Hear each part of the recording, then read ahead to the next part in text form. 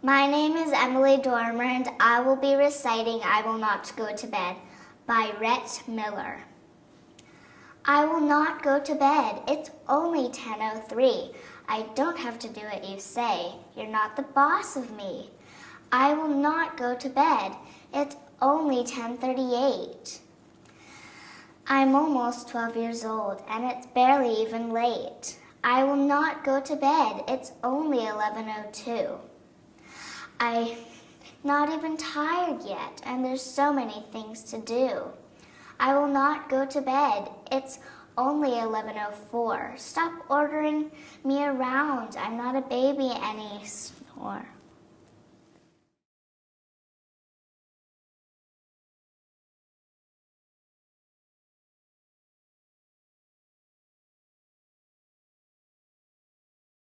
Hello, my name is Aurora Johnson, and I will be reciting You Are Special by Fred Rogers. You are my friend, you are special. You are my friend, you're special to me. You are the only one like you, my friend, I like you. In the daytime, in the nighttime, anytime that you feel's the right time for a friendship with me. You see, FRIEND, special. You are my friend, you're special to me. There's only one in this wonderful world. You are special.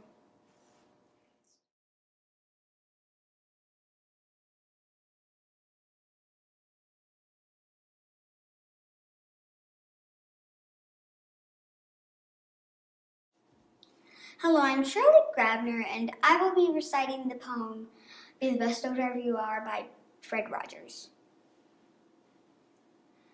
If you can't be a pine on the top of a hill, be a shrub in the valley. Be the best little shrub by the side of the rail. If you can't be a woods, then be a tree. If you can't be a highway, then just be a trail. If you can't be the sun, be a star. It isn't by size that you and you fail. Be the best of whatever you are. Be the best of whatever you are.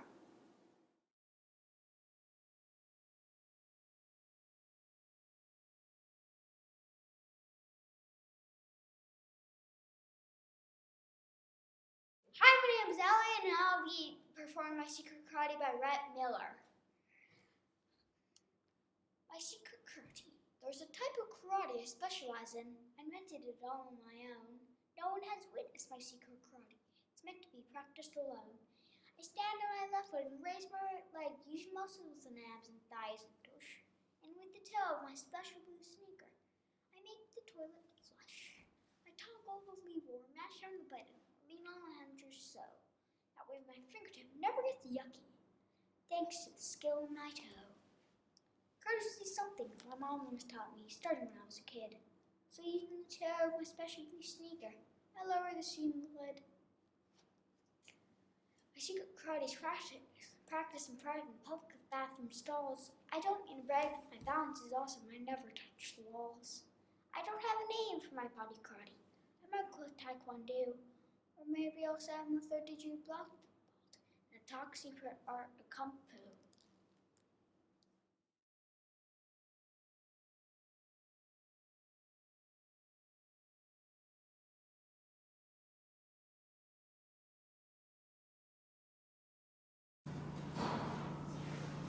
Hello, I am Noah Klassen, and today I will be performing Bad Cold by Shel Silverstein. This cold is too much for my shirt sleeve. Go get me a Kleenex, and fast. I sniffle and wheeze, and I'm ready to sneeze, and I don't know how long I can last. Achoo! It's too much for a Kleenex, so bring me a handkerchief quick. It's achoo! No joke. Now the handkerchief's soaked. Hey, a dish towel might do the trick. Achoo! It's too much for a bath towel. There has never been such a cold. I'll be better off with a big tablecloth. No, bring me the flag off the pole. Achoo! Bring the clothes from the closet. Acha! Get the sheets off the bed.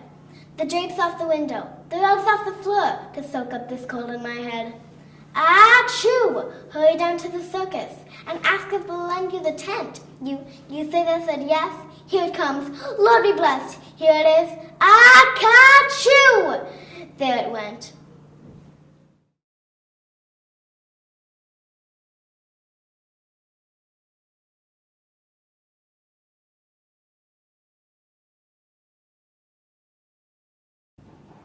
There Was Once a Puffin by Florence Page Jock, presented by Anna McFarlane. Oh, there once was a puffin, just the shape of a muffin, who lived on an island in the bright blue sea. He ate little fishes that were most delicious, and he had them for supper, and he had them for tea. But this poor little puffin, he couldn't play nothing, for he hadn't anybody to play with at all. So he sat on his island, and he cried for a while, and he felt very lonely, and he felt very small. Then along came the fishes, and they said, "If you wishes, you can have us for playmates instead of for tea." So they now play together in all sorts of weather, and the puffin eats pancakes like you and like me.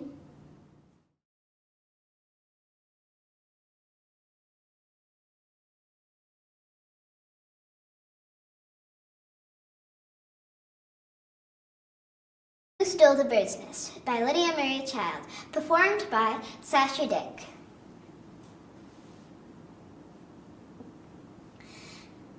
Twit, twit, twee, will you listen to me? Who stole the 4 eggs I laid and the nice nest I made? Not I, said the cow, moo. Such a thing I'd never do. I gave a wisp of hay, but did not take the nest away. Not I, said the cow, moo. Twit, twit, twee, will you listen to me? Who stole the 4 eggs I laid and the nice nest I made? Bobolink, bobolink, now what do you think? Who stole the nest away from the plum tree today? Not I, said the dog, bow wow. I wouldn't be so mean, anyhow. I gave hares the nest to make, but did not take the nest away. Not I, said the dog, bow wow. I wouldn't be so mean, anyhow. Twit, twit, twee. Will you listen to me? Who stole the 4 eggs I laid and the nice nest I made? Bobolink, bobolink, now what do you think? Who stole the nest away from the plum tree today? Cuckoo, cuckoo, let me speak a word too. Who stole that pretty nest from the little yellow breast? Caw-caw, caw-caw, said the crow. I should like to know what thief took away a bird's nest today. Chirwir, chirwir, all the birds made a stir. Let us find out his name and all cry for shame. A little boy hung down his head and went and hid behind the bed, for he stole that pretty nest from the little yellow breast, and he felt so full of shame he didn't like to tell his name.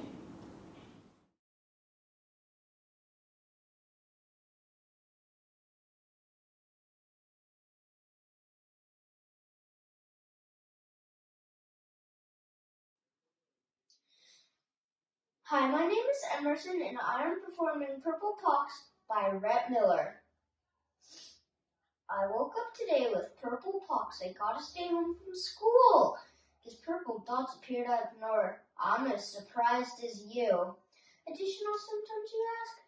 I don't know. I guess otherwise I feel fine, but if I show up to school like this, my teacher will lose her mind. The research I've done says treatments include candy, video games, lots and lots of stupid TV, and calling your sister names. I heard purple pox doesn't last very long, right around 7 hours. I should be better by 3:25 after a hot, soapy shower. On totally unrelated note, if you're stopping by the store, my purple markers ran out of ink. I could use a couple more.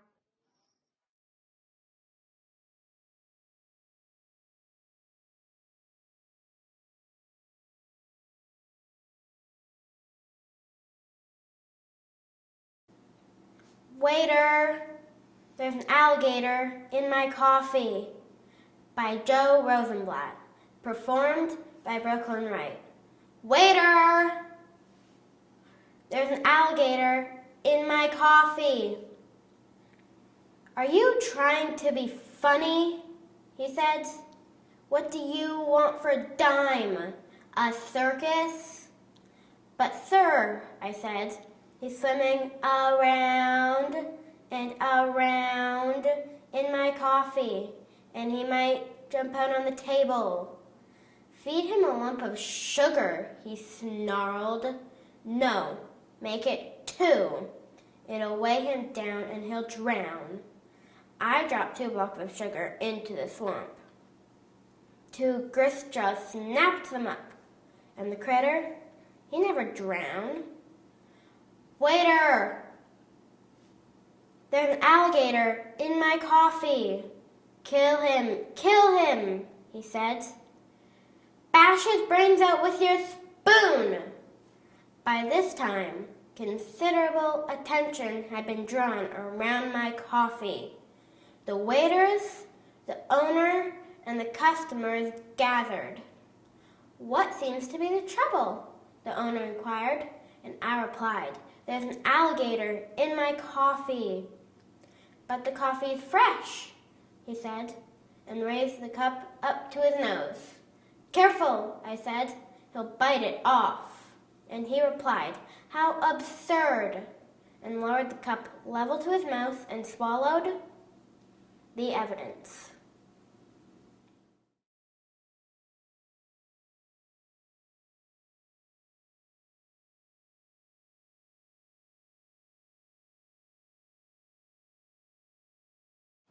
Hello, my name is Stella, and today I'll be reciting Ghost House by Robert Frost. I dwell in a lonely house I know, that vanished many a summer ago, and left no trace but the cellar walls, and a cellar in which the daylight falls, and the purple-stemmed wild raspberries grow. O'er ruined fences the grapevines shield, the woods come back to the mowing field. The orchard tree has grown one copse, of new wood and old where the woodpecker chops, the footpath down to the well is healed. I dwell with a strangely aching heart in that vanished abode there far apart, on that disused and forgotten road, the house of Dustbath, now for the toad. Night comes, the black bats tumble and dart. The whippoorwill is coming to shout, and hush and cluck and flutter about. I hear him begin far enough away, full many a time to say, but before he arrived to say it out, is under a small, dim summer star. I know not who these mute folk are, who share the unlit place with me, those stones out under the low-limbed tree. Doubtless by names the mosses mar, they are tireless folk, but slow and sad. Though too close keeping are lass and lad, with none among them that ever sings, and yet in view of how many things, as sweet companions as might be had.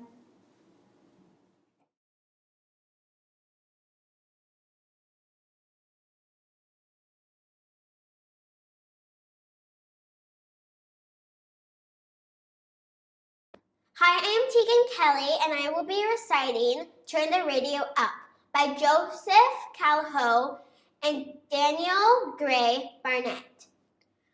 Tiny click of the volume knob to turn the radio on. A hisp of whispered static, I can hardly hear my song, so I readjust the tune until my song's a little clearer. It's just above a whisper, so I move a little nearer. The clicking of the volume knob turns my song into a shout. The thrumming of the bass I can easily make out. Twang, twang, twang. So I click a little louder till my sound becomes a riot. The drums vibrating through my body, and my body really likes it. Boom, boom, boom.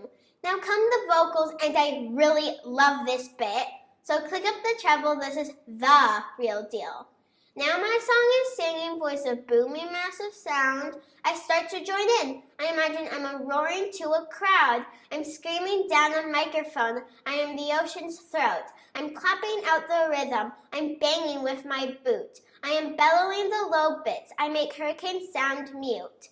Now the crowd is within me, painting the largest sound you've ever seen. A wall of ear-splitting symphonies, a vocal Godzilla scene. We are screeching melodies, thumping reverberations. We are louder than crashing planets. We are the thunderous cry of constellations.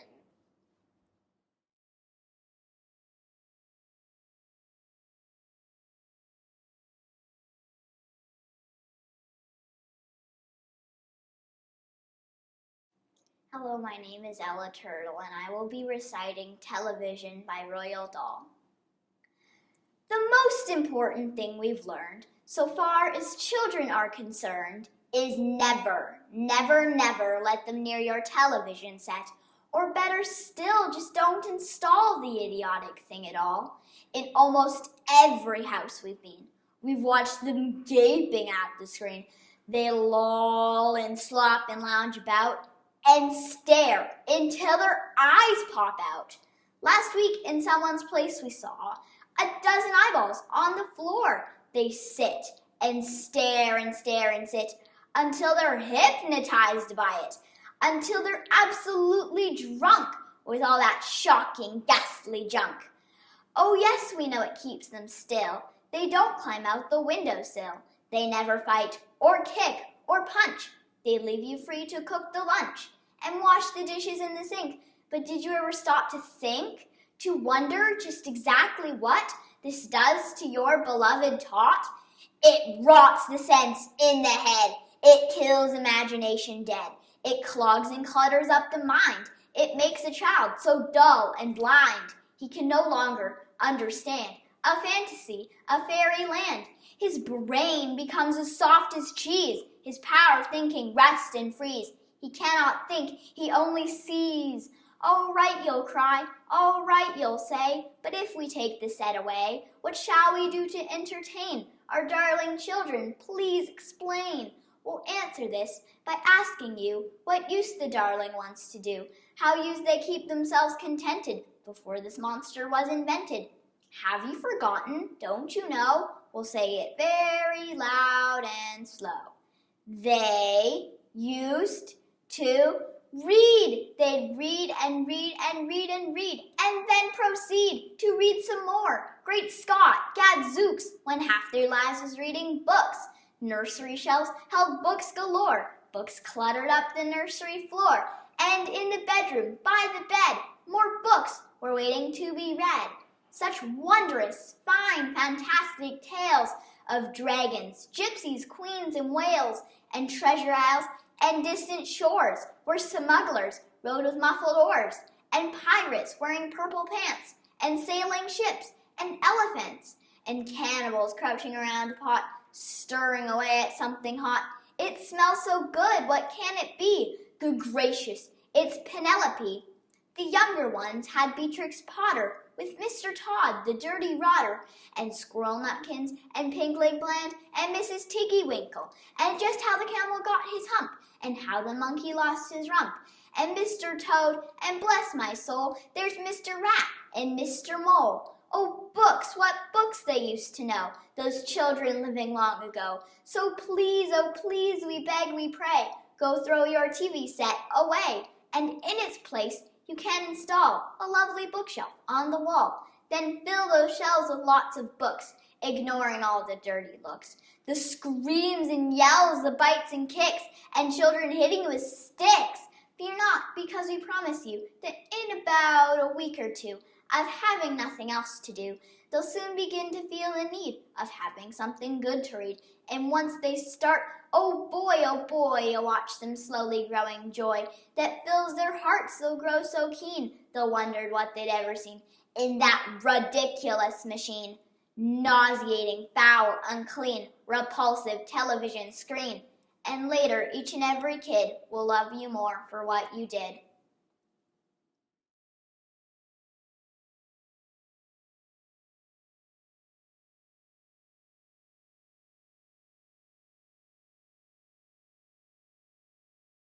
Hi, my name is Olivia Lightfoot, and today I will be performing Night Sky Wheel Ride by Sherry Finch. Nighttime falls on the fairgrounds. Darks, glitter, sparks, and dare. Are we big enough this year, Mama? Are we brave enough, brother? Sister, are you ready to fly? Standing in line, we wait. At last, we're the ones at the front of the gate. Are we big enough this year, Mama? Are we brave enough, brother? Sister, are you ready to fly? First stop, cotton candy shop. Round, round, round, a sugar cloud spun, melt sticky quick on the tips of our tongues. Are we big enough this year, Mama? Are we brave enough, brother? Sister, are you ready to fly? There it is, the wheel, the whirling wheel, the squealing wheel. We are big enough this year, Mama. We are brave enough, brother. Yes, we are ready to fly. This way. Hop up to knee knock, rockety rock, swiggle sway, creak squeak, rickety ratcheting up, up, up. One, two, whoop-de-dee-doo. Let the spinning begin. Woohoo! Wow! Upside, downside. Hang on tight now. Up, down, inside. Night's wild wheel ride. Sky is ground as sky is ground as sky is ground as sky is ground as round, round, round. Then stop. Swinging, swaying, staying. Up top, the stop Ferris wheel. Dizzy dazed, we gaze up. Feel the moon's breath on our faces, soft as dandelion fuzz. No! Don't look down! Not yet, brother. Let's play a game of dot to dot with Orion stars instead. See out to sea, sister! Hush! Can you hear the mermaids murmur? Beluga whales sing.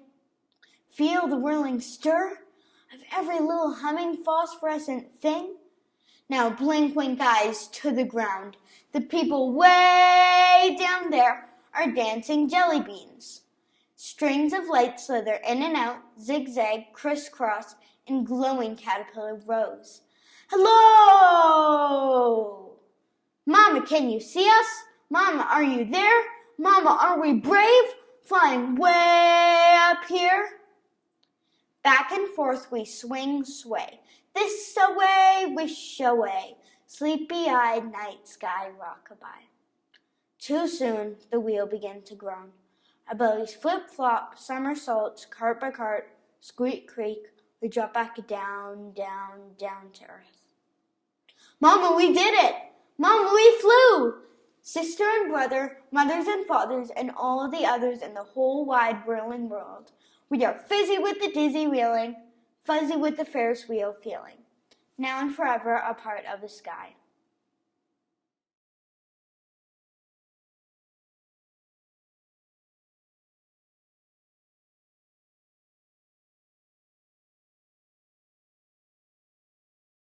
Clean Jean by Shel Silverstein, performed by Madison Britsky.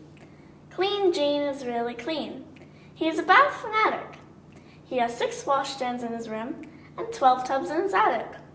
He'll wash before he goes to school. He'll rinse when he gets there. At recess you can find him rubbing shampoo in his hair. He buys each new deodorant to keep him smelling sweet. He hires a manicurist for each toenail on his feet. He only will play baseball with a Q-tip in each hand, in case his ears get gritty from the winds and blowing sand. He wears a plastic bubble so no germs can touch his shirt. He will not eat potatoes, because potatoes grow in dirt. He carries toothpaste and he'll brush and floss with zest and zeal before and after, and I'm sorry, during every meal. He has a shower above his bed to spray a soapy stream, just in case he ever should get dirty in his dreams. He's hired a man named Henry Grunge, and when he goes to play, Grunge runs beside him with a sponge to wipe his sweat away. He's built a special music tub that he can sit right in, alongside his music teacher, while he plays the violin. So when you go to visit Jean, just make sure your jeans are clean. Just make sure your nails are scrubbed. Make sure you bring along your tub. And leave your shoes out in the hall if you visit Jean at all.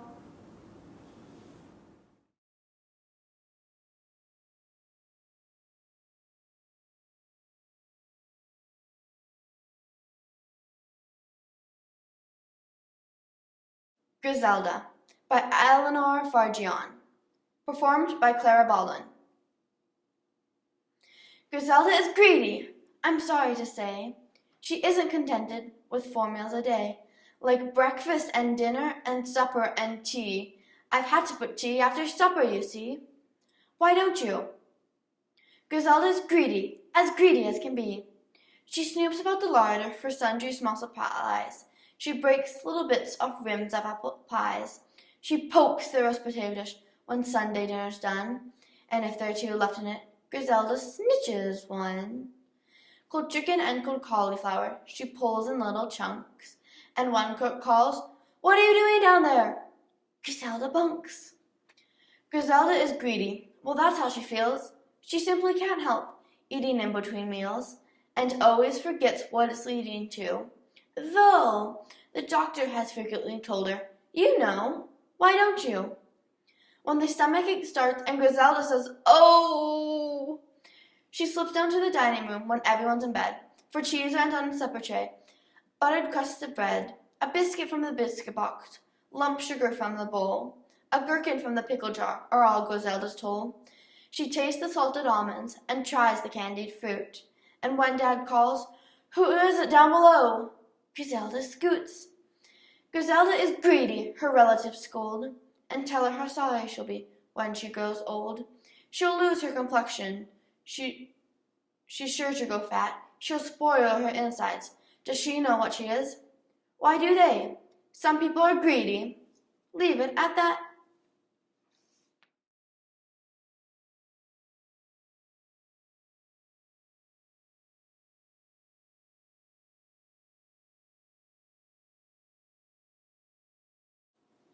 The Wizard by Dennis Lee, performed by Brooke Barrett. I went to see the wizard in the middle of the night. His eyes were fierce and far away. His cloak was burning bright. "O wizard, can you teach me how to rise and fly away?" He stared at me and glared at me and taught me what to say. "Zoomberry, zoomberry, zoomberry pie. Zoomberry, zoomberry, now I can fly." I said it once, I said it twice, I said it 3 times 3. With mighty shout I bawled it out until he growled at me. "You have to say it softly, you have to say it slow. You have to whisper it at night as off to sleep you go. Zoomberry, zoomberry, zoomberry pie. Zoomberry, zoomberry, now I can fly." So home I went and down I lay and closed my sleepy eyes. And as I whispered Zoomberry, I felt my body rise.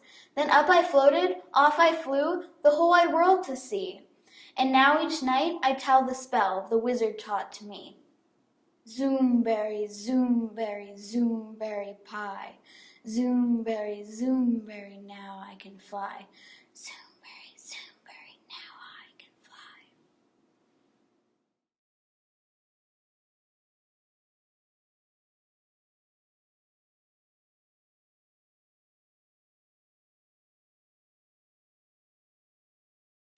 Melvis and Elvis by Dennis Lee, performed by Everly Patterson.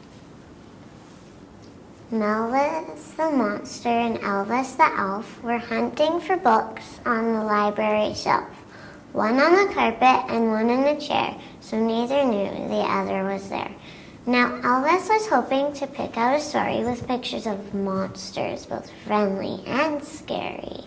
While Melvis was learning to read by herself, she thought, "What I need is a tale of an elf."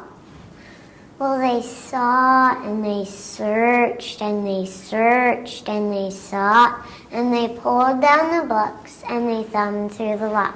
Hard as they hunted and searched as they might, nothing they looked at was totally right.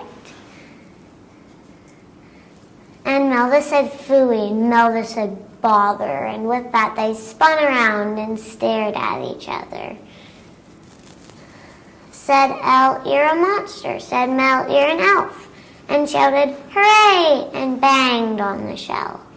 For each was astonished for what they could see, a storybook person as real as can be. And each was enchanted because it was clear the thing they had longed for was already here. Then Elvis taught Melvis to play hide and seek, and they raced around the room till their bladders were weak, hiding in secret for real or pretend, and whooping it up when they found their new friend.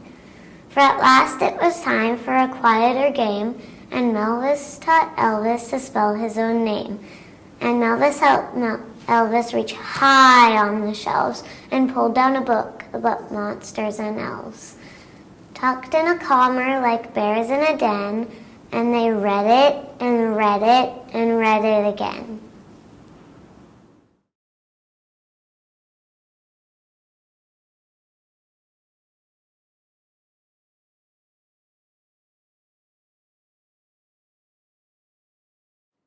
Hello, my name is Amelia McBride, and today I'll be performing Waiter! There's an Alligator in My Coffee by Joe Rosenblatt. Waiter! There's an alligator in my coffee. Are you trying to be funny? He said. What do you want for a dime? A circus?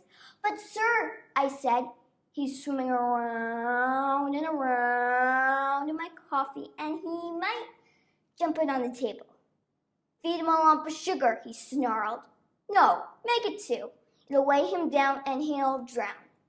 I dropped 2 blocks of sugar into the swamp. 2 grist straws snapped them up, and the critter, he never drowned. Waiter! There's an alligator in my coffee. Kill him, he said. Bash his brains out with your spoon. By this time, considerable attention had been drawn around my coffee. The waiter, the owner, and customers gathered. What seems to be the trouble? The owner inquired, and I replied, there's an alligator in my coffee. But the coffee's fresh, he said, and raised the cup up to his nose. Careful, I said, he'll bite it off. And he replied, how absurd, and lowered the cup level to his mouth and swallowed up the evidence.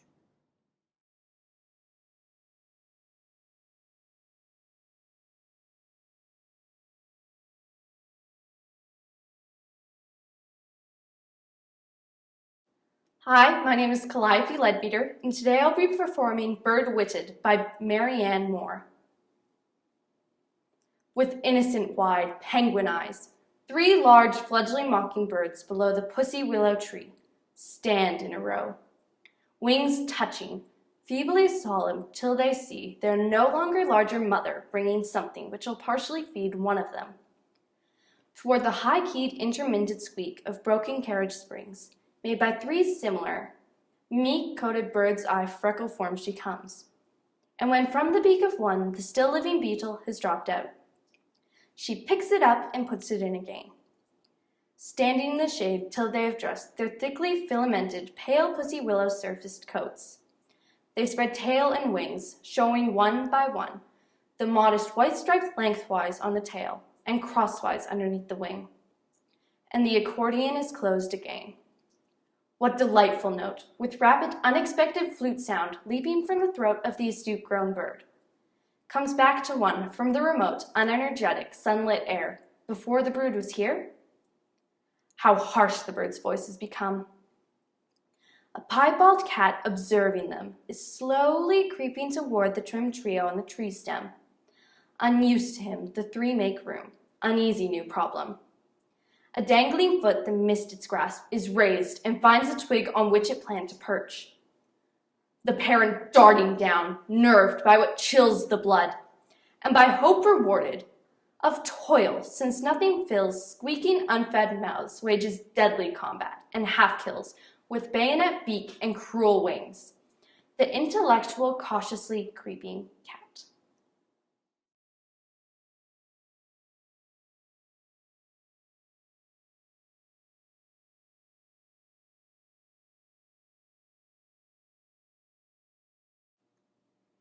Hello, my name is Jakin, and today I'll be performing an excerpt from the book Allies by Alan Gratz.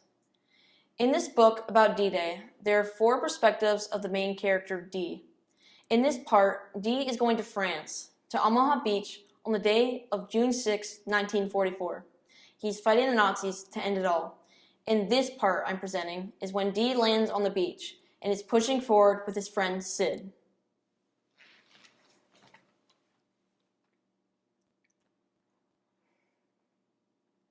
What the hell am I doing here? Dee thought, panicking. He was standing in Higgins' boat. The ramp had just splashed down. They had finally landed on Omaha Beach. It was D-Day, and they were invading France, and "Go, go, go!" Sergeant Taylor cried. Chung, chung, chung, chung, chung. Before Dee could even take a step, the German machine guns on the cliffs beyond the beach tore into the boat, mowing down the first row of soldiers. Dee ducked as the bullets flew. The soldiers in front of him screamed as they were shot. It was like the Jerrys had just been waiting for the ramp to come down. "Go, move, let me out of here!" soldiers yelled. But where, Dee wanted to know? Into the hailstorm of bullets? To stay in the boat was to die. To push forward was to die. Everything around Dee was suddenly death. Some of the men tried climbing the tall walls of the boat and jumping over the side, but they were shot too. Sid pushed forward, head down, and Dee followed, his heart thumping in terror. The soldier to his left, a man named DeLuca, was hit and went down, where he was crushed underfoot. Sid was still up and surging forward. Dee climbed over dead and dying men to get to the edge of the ramp. He expected a bullet to hit him any second now. He wondered, weirdly detached, if he would feel it or if he would just be dead. His heart in his throat, he jumped into the water. He thought it was going to be shallow, but to his surprise, he dropped straight into 5 feet of ocean. The cold and the shock took his breath away. He swallowed seawater as a wave washed over him. The boat must have hit a sandbar. They even dropped out too far. Bullets whipped into the water all around him. One struck Dee in the left arm, sending a shooting pain up through his shoulder and down through his fingertips. Another dead soldier fell into the water beside him. Was it Sid? There was no way to tell. Everything was happening too fast, too fast. I'm going to die, Dee thought in a blind, thrashing panic. I'm going to drown. I'm going to be shot again, and I'm going to die. Dee kicked off the sand and came up for a painful, desperate breath before sinking again. He activated the CO2 cartridge on his life vest, but it wasn't enough to lift him up out of the water. He was still too heavy. He had too much gear. He fought to unclip the ponderous assault vest he wore over his uniform. His movement slowed by water and made shaky by fear. At last, he was able to slip the vest off. He let go of the sling that carried his rifle too. He couldn't worry whether he needed it later. If he didn't get out of the water, there wasn't going to be later. Lungs burning, eyes stinging, Dee kicked again, breaking the surface. This time he floated, and what he saw as the waves took him up and down was a scene from hell.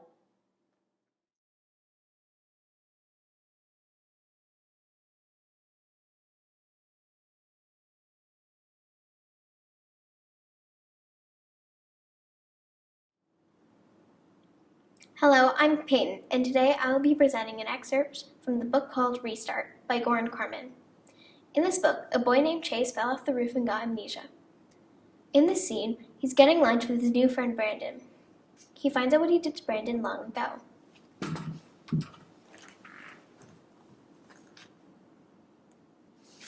Oh sure, the flashbacks keep coming. I remember the wide berth kids gave me when I got back to school after the accident, and continue to give me to this day.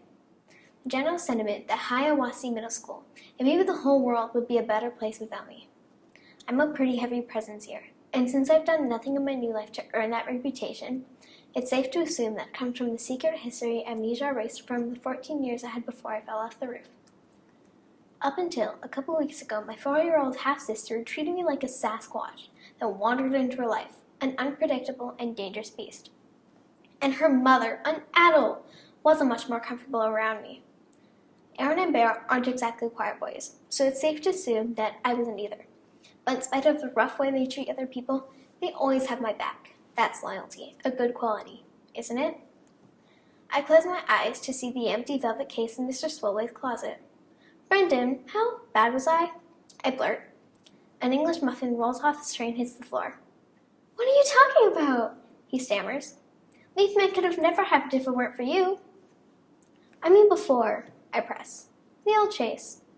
Who cares, he insists. You were really different then. I know I was different, Different how? Did I ever do anything to you? After a long silence, he runs his finger across his right eyebrow. When I look in close, I realize there's a scar there, partly hidden, about half an inch long. I did that? I was leaning over the drinking fountain. He came by, shoved me in the back of the head. 3 stitches. Brendan, my voice is husky. I'm so sorry. You know the worst part? He goes on. You just kept walking. You never even bothered to turn around. No follow-ups. That's how nothing it was. That's how nothing I was. I can't speak. I think of Aaron and Bear, our loyalty. It kind of doesn't mean as much as I thought it did. Anyway, Brendan tells me, like I said, you're really different now. I'll catch you in video club. Line. I watch him walk away. I don't know what. I'm so broken up about. I haven't learned anything new today. Not really. The stuff in the court document, old news, I smell it in every corner of the school. And if I ever need a confirmation, right there, in Joel Wilbur's eyes, fear, real fear. It hits me, no matter how different I am, no matter how much Video Club accepts me, or Shoshana does. I'll never be able to erase the old Chase Emerson who could strike terror in an innocent kid's heart. Aaron Bear and I must have been no strangers to that look when we were turning Joel's life upside down. I guess having the power to torture another person made us feel like big men, especially when we picked on someone smaller and weaker who was into music instead of sports. And believe it or not, right now, I'm probably more scared of Joel than he'll ever be scared of me, because if I ever see the fear in his eyes again, I don't know if I can handle it.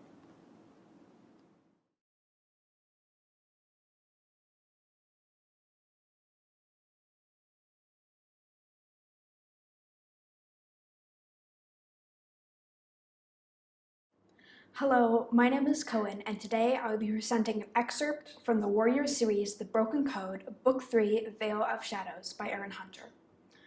In this book, Brown Star, ThunderClan's leader, has been possessed by the spirit of an evil cat intent on exiling all the cats he deems as rebels.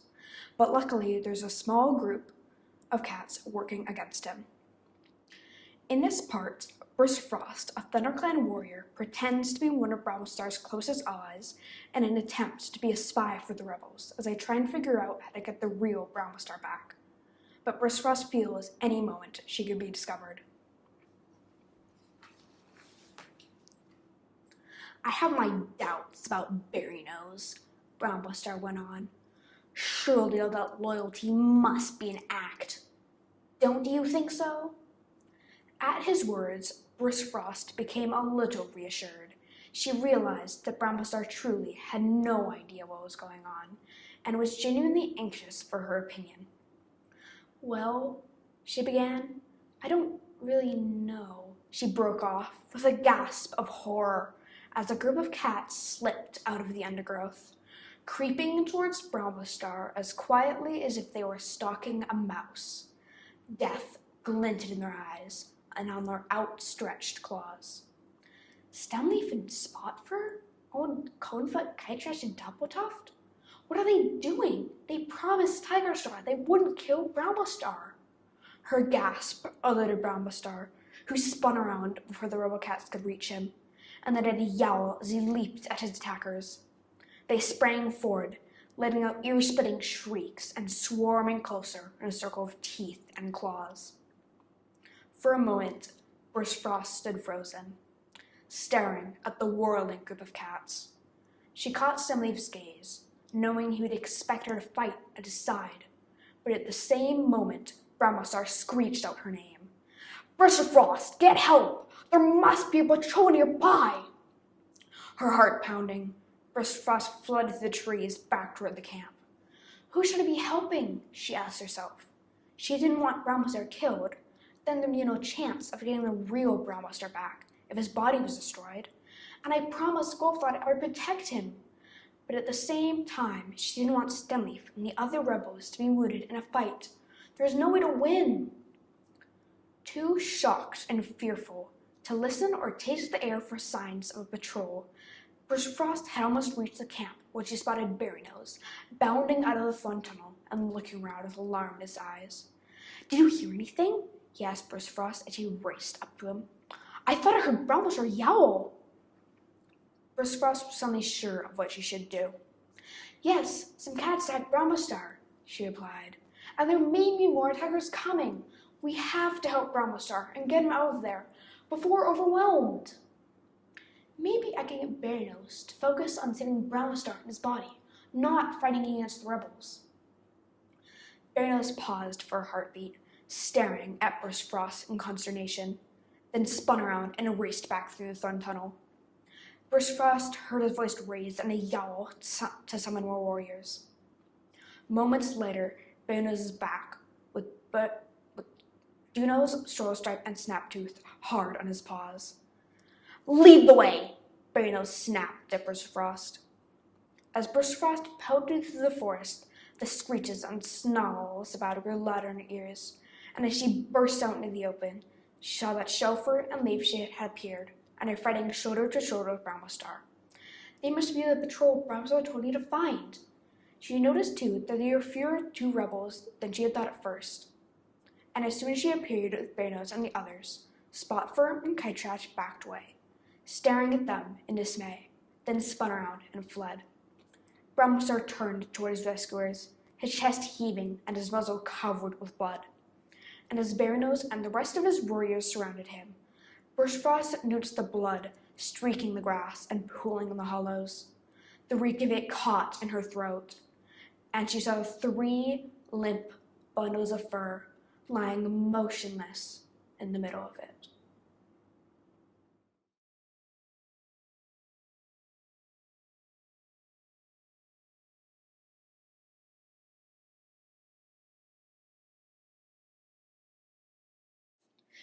Hello, my name is Finley Patterson, and today I will be presenting an excerpt from the book Little White Lies by Jennifer Lynn Barnes. This is the beginning of the story. This one's all you, Rodriguez. No way. I took the drunk tank after the Bison Day parade. Bison Day? Try Oktoberfest at the Senior Citizen Center. And who got stuck with the biter the next day? Officer McAllister Dodd, Mackie, to his friends, had the general sense that it would not be prudent to interrupt the back and forth between 2 more senior Magnolia County police officers arguing in the bullpen. Rodriguez and O'Connell had both clocked 5 years on the force. This was Mackie's 2nd week. I've got 3 letters and 1 word for you, Rodriguez. PTA brawl. Mackie shifted his weight slightly, from his right leg to his left. Big mistake. In unison, Rodriguez and O'Connell turned to look at him. Rookie! Never had 2 police officers been so delighted to see a 3rd. Mackie set his mouth to a grim line and squared his shoulders. What have we got? He asked gruffly. Drunken disorderly? Domestic disturbance? In answer, O'Connell clapped him on the shoulder and steered him toward the holding cell. Godspeed, rookie. As they rounded the corner, Mackie expected to see a perp, belligerent, possibly on the burly side. Instead, he saw 4 teenage girls wearing elbow-length gloves and what appeared to be ball gowns. White ball gowns. What the hell is this? Mackie asked. Rodriguez lowered his voice. This is what we call a BYH. BYH? Mackie glanced back at the girls. One of them was standing primly, her hands folded in front of her body. The girl next to her was crying daintily and wheezing something that sounded suspiciously like a Lord's Prayer. The 3rd stared straight at Mackie, the edges of her pink-glossed lips quirking slowly upward as she raked her gaze over his body. And the 4th girl? She was picking the lock. The other officers turned to leave. Rodriguez, Mackie called after them. O'Connell! No response. What's a BYH? The girl who had been assessing him took a step forward. She batted her eyelashes at Mackie and offered him a sweet tea smile. "Why, officer," she said, "bless your heart."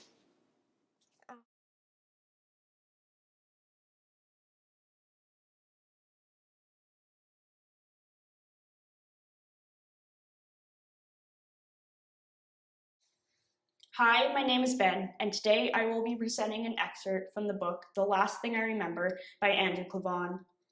In this book, Charlie West wakes up in pain and realizes he is strapped to a metal chair. Outside the room where he is being held, he hears that he has been ordered to be killed. In this part, Charlie has escaped his captive and ran away from the guards. He has wedged himself under a rock in a giant sinkhole. And oh yes, it was tight in there, way tight. I felt as if I were being buried alive, as if the weight of the whole earth was settling onto my back, pressing down on me. I felt the pistol jammed hard against my belly. There was no room to bring my hand to it, no way I could use it or pull it free. I couldn't even turn my head, couldn't look back to see the sinkhole anymore, or the little circle of sky. I could make out only the faintest gray shading in the darkness, the last trace of light. Still, I edged in further underneath the stone. It was like climbing into my own coffin. It took the guards about 10 more seconds to find the sinkhole. Then the sounds of their voices changed. They got louder, deeper, more echoic. The dog, Hunter, stopped his howling and let out a series of wild, throaty, triumphant barks. They were right above me. They were looking into the cave. Must have gone in here. Well, that's it. He's cornered now. Hey, the first guard shouted down to me. West, come on out of there. You're finished. Give up, kid. Don't make this worse than it has to be. How much worse can it get? I thought. I lay there, like a corpse in a coffin, but alive, claustrophobic, trying to keep my breathing steady, trying to keep the panic sparking in my stomach from catching fire and flaming through me. Another man with a thick accent cursed. I can't believe it. We're gonna have to go in there after him. I can't believe it, the man with the accent said again. All right, then, I'll go. Hold on to the dog, stupid punk, he muttered. That was referring to me, I guess. I thought I saw something. I thought the nature of the faint gray light had changed. It grew slightly brighter for a moment and then faded away. A flashlight, I thought. One of the guards was shining a flashlight into the sinkhole. I heard another curse. The guy must have had his head right down into the sinkhole now, and I could even hear him sigh, and even his sigh echoed. All right, I'll go. Hold the flashlight right like this, he said. I'll go down and have a look around. Instinctively, I shoved myself further underneath the rock, and to my immense relief, I felt cool, damp air over the fingertips of my right hand. I pushed my hand up and wiggled my fingers. There was nothing above them. There was a way out from underneath the wall. The gap went straight through. There was another opening, up where my hand was, above my head. If I could only edge up a little bit further, I might be able to fit through. It was worth a try anyways, better than getting caught in here.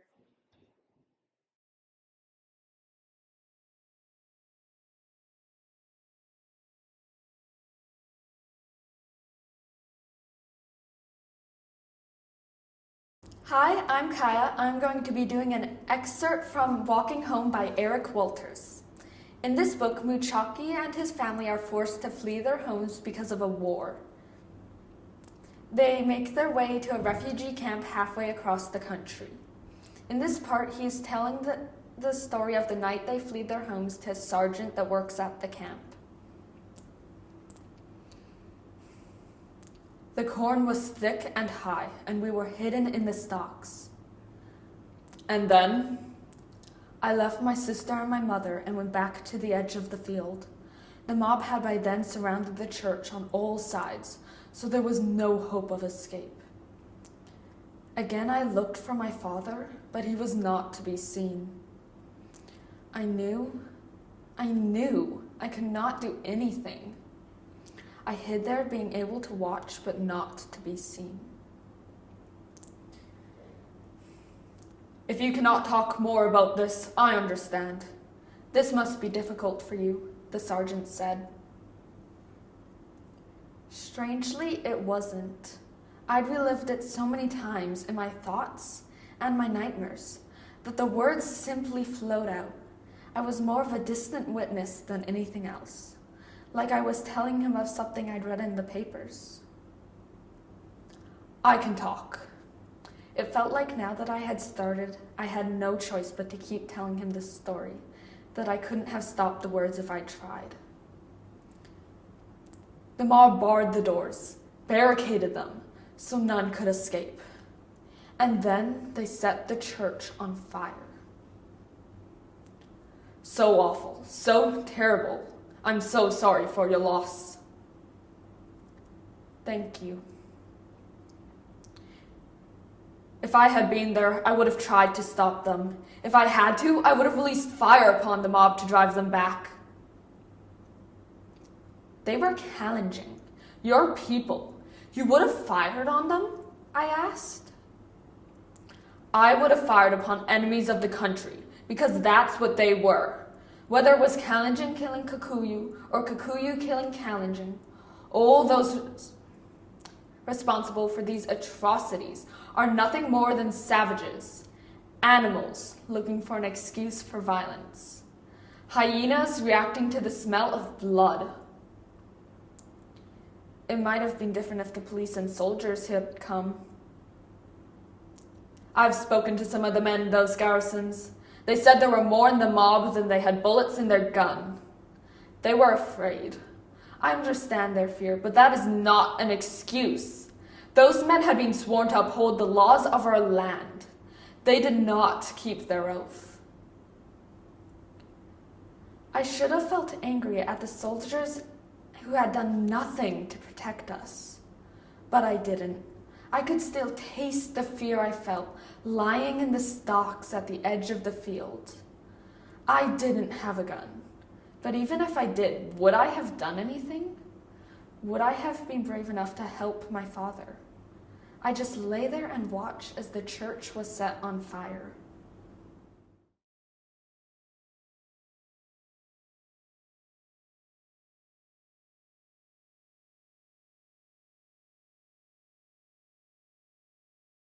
Hi, my name is Ty Creasy Johnson, and today I'll be reciting an excerpt from the book Crooked Kingdom by Lee Bardugo. It is a sequel to the book Six of Crows. In this book, a group of criminals, Kaz, Jesper, Wylan, Inej, Nina, and Matthews, pull off a heist, but end up getting betrayed and have the whole city of Ketterdam after them.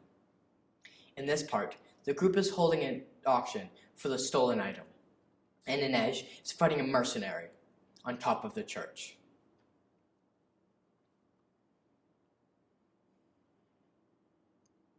Inej saw the snap of Dunyasha's hand and heard a sound like a wing beat, then felt something bounce off her shoulder. She caught the silver star before it could fall to the roof. Inej had come prepared this time. Jesper had helped sew some of the padding from the hotel suite's mattresses into her tunic and vest. Years on the farm, darning shirts and socks, had made him surprisingly handy with a needle, and she was not going to play pincushion for the white blade again. Inej leapt forward, speeding toward her opponent. Sure-footed on this roof she spent so very many hours on. She hurled the star back at Dunyasha. The girl dodged easily.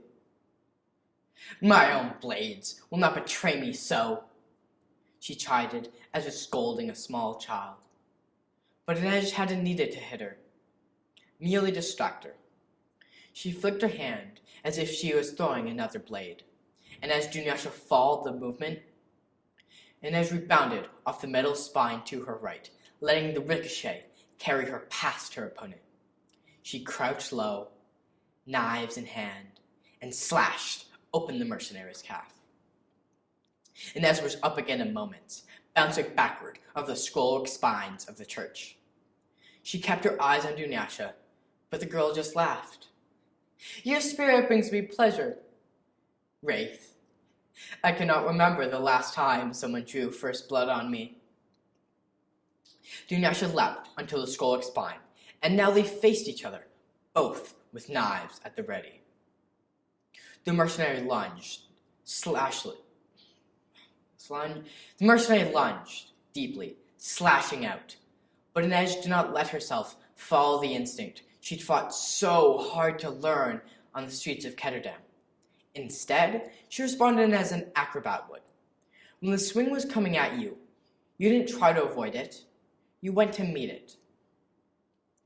Inez crouched low into Dunyasha's reach, as if they were partners in a dance, using the motion of her opponent's attack to knock her off balance. Again, Inez struck out with her blade, slicing open the girl's other calf. This time, Dunyasha hissed. Better than a laugh, thought Inez. The mercenary whirled, a compact movement, spinning on her toes like a dagger on its point. If she felt any pain, she did not show it. Her hands held two curved blades now, moving in sinuous rhythm as she stalked Inez along the metal spine. Inez knew she could not move into these blades. So break the rhythm, she told herself, and continued to let Dunyasha pursue her, giving up ground, skidding backward along the metal spine till she saw the shadow of a tall finial behind her. She feinted right, encouraging her opponent to lunge forward. But instead of checking her feint and keeping her balance, Inez continued to let herself fall. And in one movement, she sheathed her blades and seized hold of the finial with one hand, swinging her body around to the other side. Now the finial was between them. Dunyasha grunted in frustration as her blades clanged against the metal.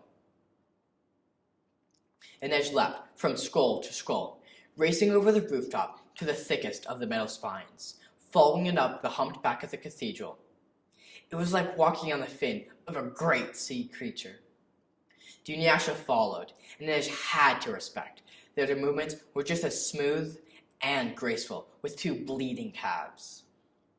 Are you going to run all the way back to the caravan, Wraith? You know it's only a matter of time before this ends and justice is done. Justice? You are a murderer and a thief. I was chosen to rid the world of people like you. A criminal may pay my wages, but I have never taken an innocent's life. The word sounded like a discordant note inside Inez. Was she innocent? She'd regretted the lives she'd taken, but she would take them again to save her life, the lives of her friends. She'd stolen. She'd helped Kaz blackmail good men and bad.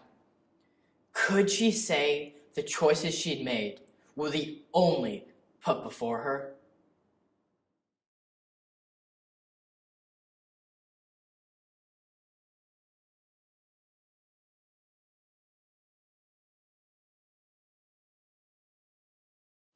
Hi, my name is Calliope Leadbeater, and today I'll be performing an excerpt from the book Keeper of the Lost Cities Lodestar by Shannon Messenger.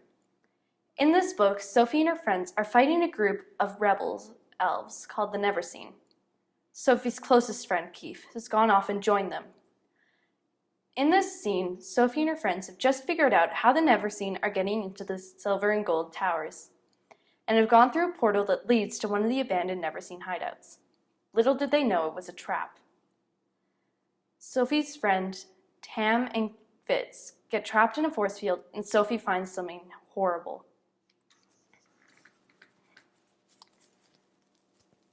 You? Sophie breathed, feeling the fight whoosh out of her, as the reality of fighting Keith kicked her in the stomach.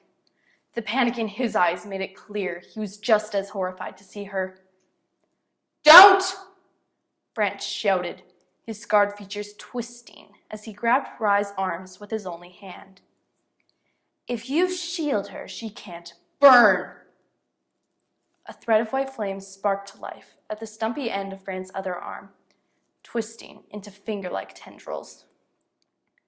She can inflict, Rye reminded him. But she won't. Brant released his hold of Rye and pulled Keith close, waving the flames under Keith's chin. She still cares about this one, and she knows I'll melt his face off if she misbehaves. He's one of us, Alvar shouted. That's still up for debate, but he can prove it now. Brant's scarred lips curled into what little smile they were able to form as he moved his flame fingers closer to Keith's throat. With his real hand, he reached into his cape pocket and withdrew the Rouen crest pin he'd stolen from Sophie months and months ago. I think I've held on to the past long enough. Don't you? Sophie knew what was coming even before Brant shoved Keith toward her and held the small eagle pin in the searing white flames. The jewels crusting, it sparked and crackled, and the pin turned into a red-hot brand. But he pressed it into Keith's palm instead of hers. Keith thrashed and screamed, eyes watering, teeth gritted in agony. Now, Brant told Keith, pulling the pin away. Show her the same pain. And in case you're having troubles following along, Sophie, here's how this is going to work. You tell us where you're keeping Wiley, and I'll have Loverboy here, but the scars somewhere only you can see them. Try to resist, and he'll give you the same makeover you gave me. Try to fight me, he told Keith, and I'll melt off parts of your body one by one, starting with your fingers. Desperation screamed through Sophie's head as her brain scrambled for a plan. Somewhere through the chaos, she realized there was another voice in the mix. Sophie, can you hear me? Fitz? His thoughts were staticky and muffled, but she was stunned he could reach her at all. Tam's breaking down the force field with darkness, he explained. He says he'll be able to slip his shadows through the cracks and cloud Brant's mind. It'll blind him for a few seconds. Will that be long enough for you to drop him with your inflicting before he burns Keith? It probably would, but only if she was willing to drop all of them. Keith's too close to Brant, she warned. I'll have to take out everyone. I don't see any other option, do you? She glanced at the flames under Keith's nose and the oozing blister on his hand. Tell Tam to do it, she transmitted, reaching deep inside of her, gathering every last emotion and fueling them with any dark thoughts she'd ever had. Brant flinched, dropping his flames, and Sophie took Tam's cue, letting the cold waves pour out of her, their jagged edges tearing across everything within reach. Seconds stretched into eternity, and reality vanished into pure, pulsing power and rage. So much rage. She wanted to bathe in it, drown in it, let anger take control until she punished anyone and everyone who had ever hurt her. But she still held on to one thread of good through the barrage, one wisp of thought that tethered her to who she needed to be. Keith.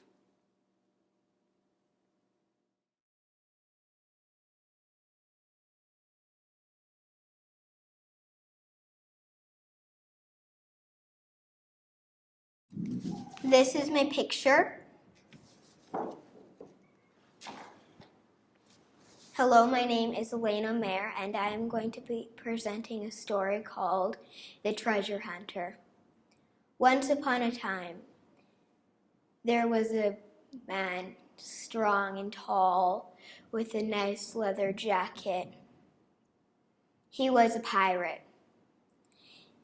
His father had died many years ago, falling off the ship, sunk into the deep, deep below ocean. But it's not about him. It's about the pirate. His name is Roderick R. Stamp. He hasn't gotten treasure in over, I'd say around 5 years, and he needs more treasure to call his own. So he looks at the big pile of maps, but there's nothing. He searches and searches and searches until finally he finds one. It is his father's old treasure, the Manipulan treasure. He looks and reads the map. He finds out that it's not that far away. He sails for 3 days. He finally gets to the island. He looks around on his golden Momo scope. He finally finds it, but there's 1,000 skeletons that are haunted and alive, guarding the treasure. He grabs his sword, walks up onto the island. He says, "I have no mercy. This is my treasure," and starts whapping and whapping all the skeletons. But there's too many. He's only one person. When scrapes his hand, he has to go back to the ship and quickly bandage it up. "Oh no," he says, "what am I going to do? I have to get that treasure. My dad needs it for his vengeance." He finally goes back. He has 2 swords in his hand this time. Wah, wah! He keeps on swiping at the skeletons until they're all smushed and their bones cracked and broken. He takes a treasure, opens it up. Ah, all of that beautiful gold, just for me. He takes it back to his ship. He looks at it once more, hides it in the bottom of his ship, and he sails away as that he found his father's treasure again.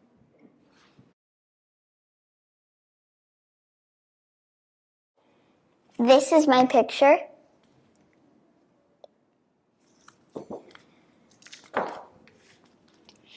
Hello, my name is Amelia McBride, and today I'll be performing an original story called The Balloon Era.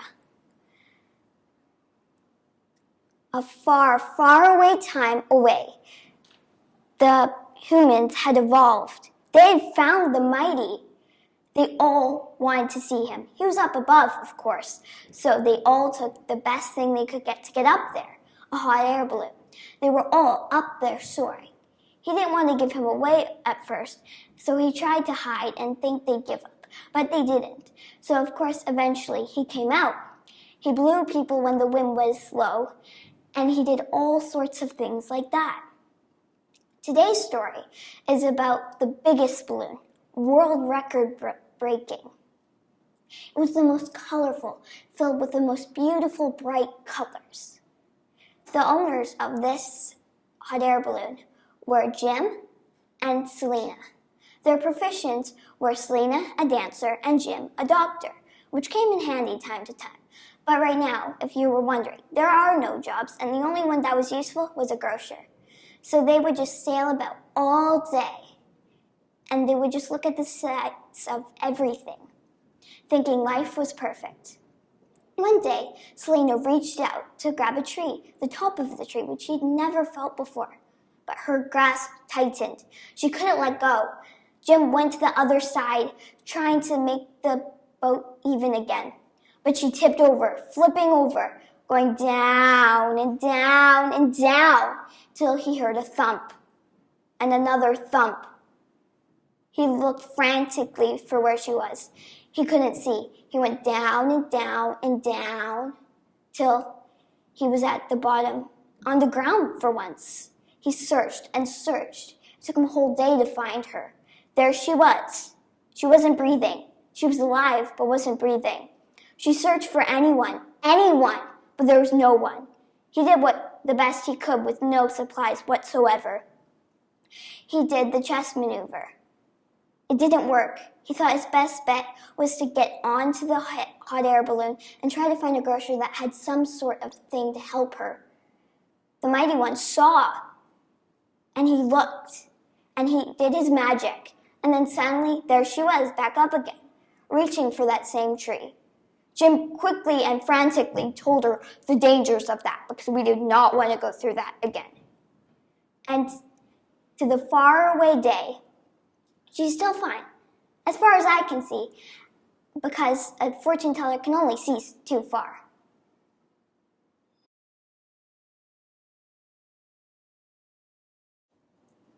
This is my picture.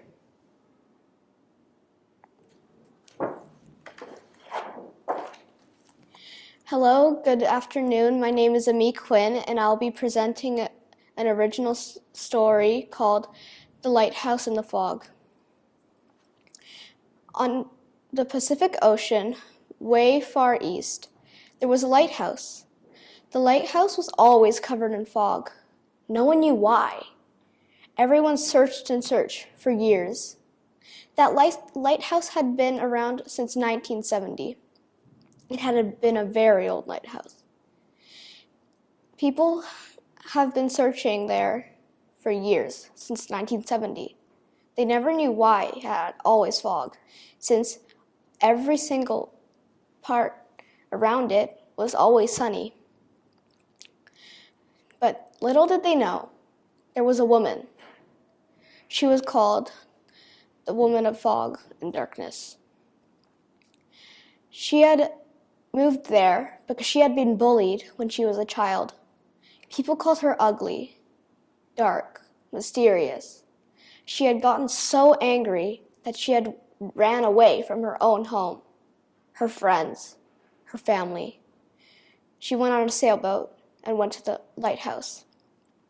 Since she was so mad, she went to the lighthouse and made fog. She had powers. She never knew why, but she always wanted to hide away from people. People hated her when she was a child, so she went there to make darkness. One day, she got sick.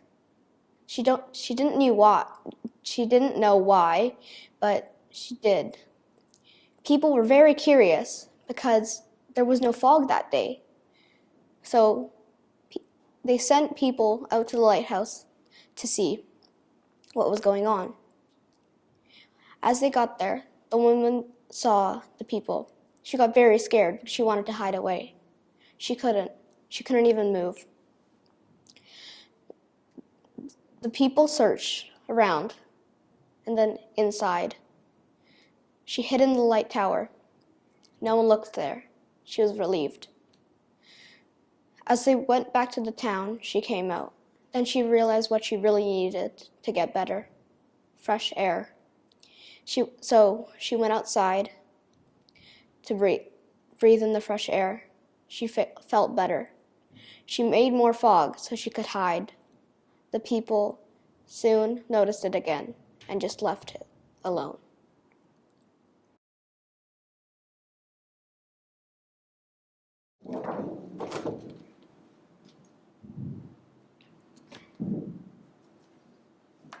Hi, my name is Isabella Pucci, and today I'm going to be performing an original story called The Magic Paints.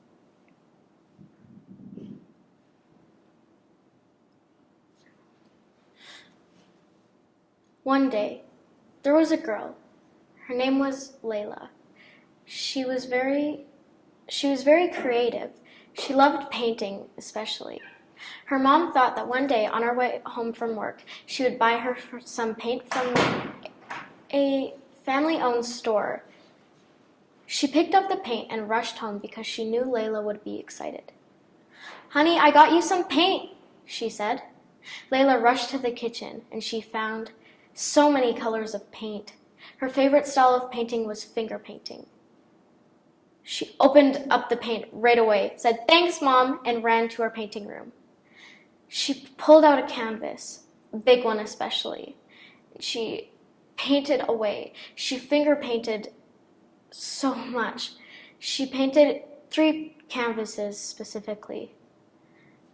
She went out to the garden and compared the colors to the flowers. "How pretty," she said. She laid down for a second just to observe the beautiful sun turning into the moon. "Oh, how pretty," she said. She stood up, looked around, and laid down. She opened her eyes and she looked around. Everything was painted. She looked on the floor and the grass was now finger paint. It wasn't even green, it was just many colors. She looked up to the sky. The sun was bright yellow. It was painted. The moon was painted. Everything was painted. She couldn't find her house though. It was like a different land. It was a forest of beautiful finger painting. "This is so beautiful, but where's my house?" she cried out. "Mom," she said. She felt dizzy and laid down. She opened her eyes. It was just a dream.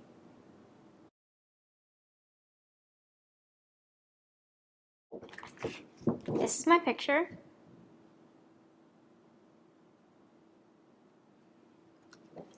Hello, I'm Payne, and I will be presenting an original story called John and Rudy.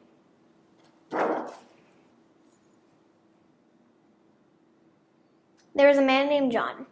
People called him a zookeeper. He wasn't. He stole animals from the wild. In Central Park, he would go and he'd play his guitar. He'd stuff the animals in his beard. All the kids loved him. They ran around him singing the songs that he sang. One day, a girl came up to him. "Santa, what's your dog's name?"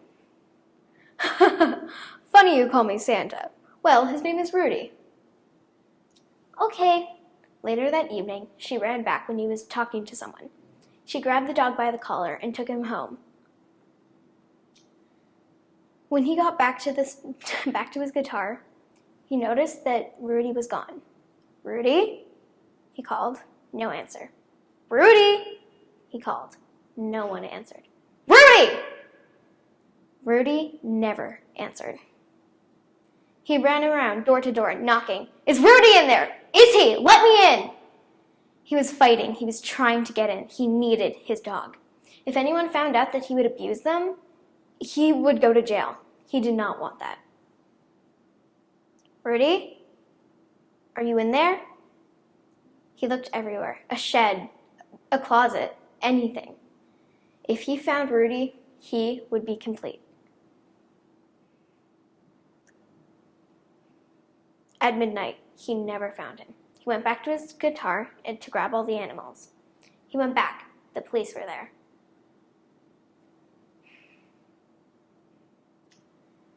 The police said that he got a call from the police said that he was disturbing everyone in the neighborhood. They grabbed him and put him in handcuffs. They took him to jail. Rudy stayed with the little girl and had a great life. All the animals were sent back to the wild. And John spent years in jail, never to return.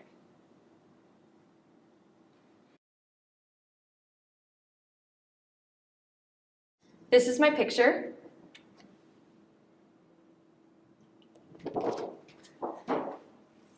Hi, my name is Calliope Leadbeater, and today I'll be presenting an original story called Traveling. Way back in time, when a family of 4 didn't have a house, they would travel all over. And this was when there was no cities. It was only small towns with little supplies. This family of 4 consists of a little girl named Mabel, a mother named Emily, a father named Arthur, and a son named Richard. This family would travel all around, as I said. And right now, they've just found shelter in a forest. "Mom? What is it, honey?" Mabel's mom asked her. "There's no water. We need to go get some. We can leave that to our father." "Why can't I go do that? It's so unfair. I want to do something to help around." You can do the dishes. Angered, Mabel went over to the pond, which was full of dirty water, and started washing. Even if it was dirty, it was all they had close by. And so Mabel scrubbed and scrubbed on their makeshift bowls. And finally, when she finished, she said, "Mom, I finished." And their mom said, "Perfect, it's time to go anyway." "Why do we have to go now?" Mabel looked around at the forest. She realized there was many trees that had fallen down. It was very unsafe. "Well, it's very not safe here. We need to go now. We need to find a house. We need to make shelter. Real shelter." And so Mabel and her mom went off and found Richard and Arthur. "Come on, we're going. We got the water. Okay, let's go now." And so as they were on their way, they left the forest and were now traveling on a big, wide, open, grassy field. Then they realized, after they had moved 5 miles or so, that they had made a big mistake. There was nothing close. It was just open grass, no water, no food, no animals. The whole family was worried, sick. And so they went on another 5 miles, now have traveled 10 miles away from their house. They found an area, a forest or so, and they went right into it, searching for a pond, a river, a lake. And then Mabel looked and found a river. "Mom! Mom! Dad! Water!" Being very tired, they went and got water. And now this family has inhabited this area, building shelter using the trees that have fallen on the ground. They have made their house and home. And now, till this day, many people have parties, and they have open houses. Honestly, it's weird. And they'll do everything around as a normal town would. And this is how the town of Lemanburg came to be.